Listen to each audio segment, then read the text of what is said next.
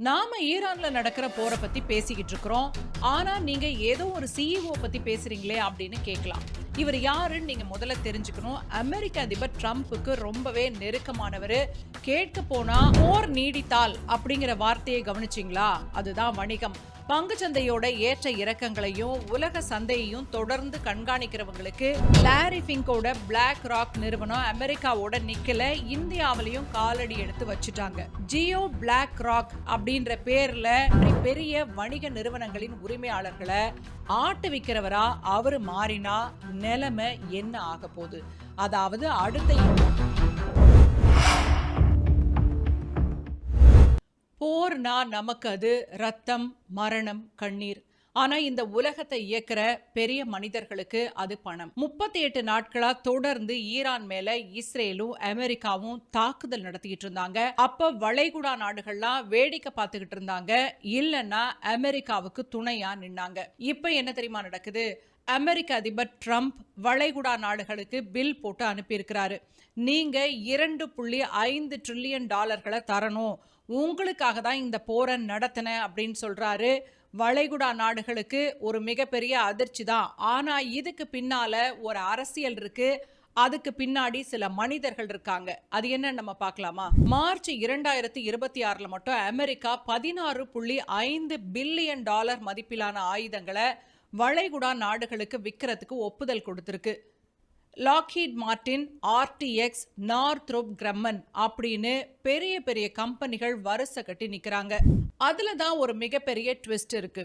இந்த நிறுவனங்களோட முதலாளிகள் யாரு அப்படின்னு தேடி பார்த்தீங்கன்னா குறிப்பிட்டு சொல்ற மாதிரி யாரும் கிடையாது. ஆனா இந்த நிறுவனங்களோட நிதி மேலாண்மையை கவனிக்கிறவங்க இருக்காங்க இல்லையா, அந்த நிறுவனங்களை பத்தி தான் நம்ம இன்னைக்கு பார்க்க போறோம். 2 மிகப்பெரிய நிறுவனங்கள். அந்த நிறுவனத்தை இயக்குறவங்க, அதன் பின்னணி இதை பற்றிலாம் தெரிஞ்சா உங்களுக்கு ரொம்பவே திகைப்பா இருக்கும். பிளாக் ராக் அப்புறம் வேன்கார்டு, இந்த 2 முதலீட்டு நிறுவனங்களும் தான் இந்த ஆயுத கம்பெனிகளோட 80% ஷேர்ஸை வச்சிருக்காங்க. அதாவது வளைகுடா நாடுகள் வாங்குற ஒவ்வொரு ஏவுகணையில இருந்தும் வர லாபம் நேரா இந்த முதலீட்டு நிறுவனங்களோட கல்லாவுக்கு போகுது. போரை நடத்துறது அரசாங்கம், ஆனா லாபம் பார்க்கறது இந்த நிழல் மனிதர்கள். அவங்க யாருன்னு பெரும்பாலும் வெளியில வர்றதே இல்லை. இப்போ நம்ம பேச போறது இந்த உலகத்தையே தன்னோட விரல் அசைவுல ஆட்டி வைக்கிற பிளாக் ராக் நிறுவனத்தோட சிஇஓ பற்றி. அவரு பேரு லாரி ஃபிங்க். இவரு ஒரு மிடில் கிளாஸ் யூத குடும்பத்துல அமெரிக்காவோட கலிபோர்னியால பிறந்தாரு. இவரோட அப்பா சாதாரணமா ஒரு ஷூ கடை தான் வச்சிருந்தாரு. அப்படிப்பட்ட பின்னணியிலிருந்து வந்த இவரு இன்றைக்கு உலகம் முழுவதும் நிறைய சொத்துக்களை நிர்வகிக்கக்கூடிய ஒரு மிகப்பெரிய நிதி மேலாண்மை நிறுவனத்தோட சிஇஓ.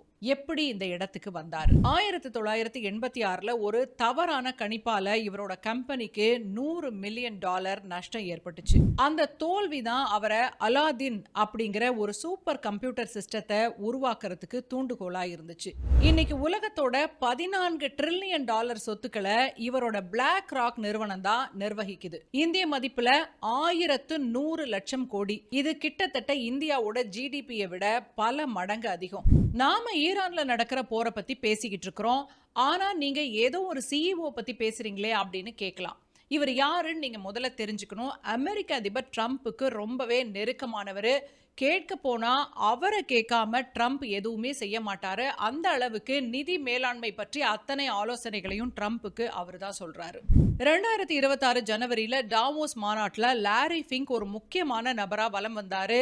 உலக தலைவர்களுக்கு ட்ரம்ப்பை அங்க அறிமுகப்படுத்தினதே லாரி ஃபிங்க் தான். ட்ரம்ப் போரை தொடங்குறாரு. லாரி ஃபிங்க் ஆயுத நிறுவனங்களோட நிதி மேலாண்மையை கவனிக்கிறாரு. வளைகுடா நாடுகள் பணத்தை கொட்டுது. இது ஒரு பக்காவான பிசினஸ் மாடல். ட்ரம்போட நிர்வாகத்துக்கும் நிதி மற்றும் பாதுகாப்பு தொடர்பான முக்கிய விஷயங்கள்ல லாரி ஃபிங்க் ஒரு நிழல் ஆலோசகரா இருக்கிறதா சொல்லப்படுது. 2016 ட்ரம்போட பொருளாதார ஆலோசனை குழுவுல லாரி ஃபிங்க் இடம் பெற்றிருந்தார். இந்த அளவுக்கு ட்ரம்ப்பும் லாரி ஃபிங்க்கும் நெருக்கமானவங்கன்னு சொல்றீங்களே, அப்படின்னா இந்த போரை தொடங்குவதற்கு முன்பு இவர்கிட்ட ட்ரம்ப் ஆலோசனை கேட்டிருப்பாரா அப்படின்னு உங்களுக்கு தோணுது இல்லையா? ஈரானோட போர் உலக பொருளாதாரத்தை எப்படி பாதிக்கும் அப்படின்றது பற்றி லாரி ஃபிங்க் வெளிப்படையாவே எச்சரிச்சிருக்காரு. போர் நீடித்தால் எண்ணெய் விலை $150 தொடும், அது உலக பொருளாதாரத்தையே அழிக்கும் அப்படின்னு மார்ச் 2026 எச்சரிக்கை விடுத்தாரு லாரி ஃபிங்க். போர் நீடித்தால் அப்படிங்கிற வார்த்தையை கவனிச்சிங்களா? அதுதான் வணிகம். பங்குச்சந்தையோட ஏற்ற இறக்கங்களையும் உலக சந்தையையும் தொடர்ந்து கண்காணிக்கிறவங்களுக்கு இது போன்ற விஷயங்கள் எப்படி போகும், அதனால யாருக்கு லாபம் யாருக்கு நஷ்டம் அப்படிங்கிறது நல்லாவே தெரியும். பிளாக் ராக் வெறுமனே பணத்தை மட்டும் நிர்வகிக்கிறதுல, அது உலக நாடுகளோட கொள்கைகளையும் தீர்மானிக்குது. 2008 நிதி நெருக்கடி, 2020 கோவிட்-19 சமயங்கள்ல அமெரிக்க அரசாங்கம் தன்னோட பொருளாதாரத்தை சீரா வச்சுக்கிறதுக்கு பிளாக் ராக் நிறுவனத்தோட ஆலோசனையை தான் நாடுச்சு. உலகத்தோட டாப் 500 நிறுவனங்கள்ல கிட்டத்தட்ட 96% நிறுவனங்கள்ல ஒரு முக்கிய பங்குதாரரா பிளாக் ராக் இருக்கு. இதனால அந்த நிறுவனங்களோட சிஇஓக்கள் மற்றும் போர்டு மீட்டிங்லயும் பிளாக் ராக் நிறுவனத்தோட முடிவுகள் தான் பெரும்பாலும் வெற்றி பெறுது. சவுதி அரேபியாவோட விஷன் 2030 இருந்து யுக்ரைன் நாட்டோட மறுசீரமைப்பு வரைக்கும் பிளாக் ராக் ஒரு முக்கியமான முதலீட்டு ஆலோசகரா பங்கேற்றிருக்கு. நிறைய பேருக்கு உடனடியா ஒரு சந்தேகம் வரும், இந்தியாவுக்கும் பிளாக் ராக்குக்கும் சம்பந்தம் இல்லையா, நம்ம அதுல எல்லாம் முதலீடு பண்றது இல்லையான்னு கேள்வி வரும். அங்க நிறைய இந்தியர்கள் முக்கியமான பொறுப்புகள்ல இருக்காங்க. முக்கியமான ஆட்கள் பாத்தீங்கன்னா மனிஷ் மேத்தான் ஒருத்தர் இருக்காரு. இவர் பிளாக் ராக் நிறுவனத்தோட global head of markets and investments. அடுத்தது சுதீர் நாயர், இவர் பிளாக் ராக் நிறுவனத்தோட அலாடின் சிஸ்டத்தோட குளோபல் ஹெட். உலக பொருளாதாரத்தையே கண்காணிக்கிற அந்த சூப்பர் கம்ப்யூட்டரையே ஒரு இந்தியர் தான் நிர்வகிக்கிறாரு. இது பார்க்குற நிறைய பேருக்கு ஒரு சந்தேகம் வரும், இவ்வளவு பெரிய பணம் புழங்குற இடம்னு சொல்றீங்களே, உலகத்திலேயே மிகப்பெரிய பணக்காரர்கள் வரிசையில நம்ம அம்பானி இருக்காரே, அவருக்கு இதுக்கு சம்பந்தம் இல்லையா அப்படின்னு கேட்டிங்கன்னா இருக்கு. நம்ம அம்பானி, அதானி இவங்கெல்லாம் பல்லாயிரம் கோடி ரூபாயை பிளாக் ராக்ல இன்வெஸ்ட் பண்ணியிருக்காங்க. அது மூலமா நமக்கு ரிட்டர்ன்ஸும் வருது. அமெரிக்கா விற்கிற ஆயுதங்கள் மூலமா வர லாபம் மறைமுகமா இந்திய பங்குச்சந்தையையும் பாதிக்குது. இந்தியாவோட பல மியூச்சுவல் ஃபண்ட் நிறுவனங்கள் பிளாக் ராக் அப்புறம் வேன்கார்ட்ல முதலீடு செஞ்சிருக்காங்க. அதனால நீங்க போடுற $500 எஸ்ஐபி ஒரு சின்ன துளியா இந்த ஆயுத கம்பெனிகளுக்கு போய் சேர்றதுக்கு வாய்ப்பு இருக்கு. லாரி ஃபிங்கோட பிளாக் ராக் நிறுவனம் அமெரிக்காவோட நிக்கல இந்தியாவிலையும் காலடி எடுத்து வச்சுட்டாங்க. ஜியோ பிளாக் ராக் அப்படின்ற பேர்ல இங்க அது இயங்க போகுது. கிட்டத்தட்ட $300 மில்லியன் முதலீட்டுல தொடங்கப்பட்டிருக்கிற இந்த கூட்டணி இந்தியாவில் உள்ள சாதாரண மக்களோட சேமிப்பு முதலீட்டு முறையே மாத்த போகுது.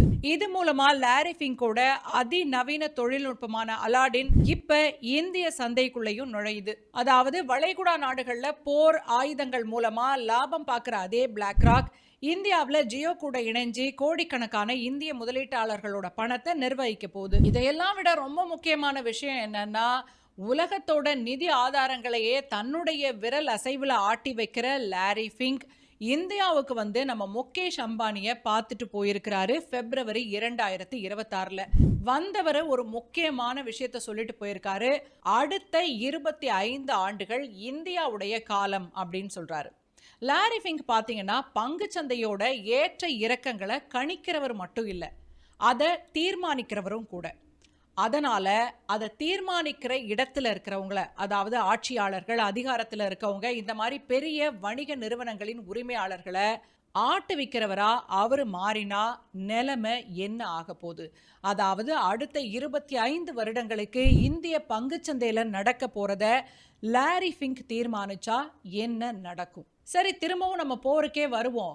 வளைகுடா நாடுகள் இதுவரைக்கும் எப்படி இருந்தாங்க?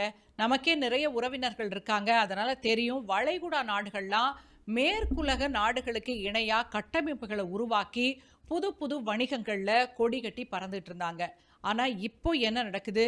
புதுசா ஆயுதங்களை வாங்கினாதான் நமக்கு பாதுகாப்பு அப்படின்ற ஒரு மனநிலையை அமெரிக்காவும் இஸ்ரேலும் சேர்ந்து வளைகுடா நாடுகளுக்கு உருவாக்கிட்டாங்க. அதனால இப்ப ஆயுத கம்பெனிகள் கிட்ட போய் வரிசை கட்டி நின்றுகிட்டு இருக்காங்க. இது ட்ரம்ப்புக்கும் லாரி ஃபிங்க்குக்கும் பொற்காலம். அவங்க வணிகத்தை குவிச்சுக்கிட்டு இருக்காங்க. இதுதான் நடக்குது. இது ஒரு $1 ட்ரில்லியன் ஆட்டம். உங்களுடைய கருத்து என்ன? இந்த நிகழ்ச்சியை பார்த்த பிறகு கமெண்ட்ல பதிவு பண்ணிட்டு போங்க. உங்களுக்கு இந்த வீடியோ பிடிச்சிருந்தா உங்க நண்பர்களுக்கு ஷேர் பண்ணுங்க.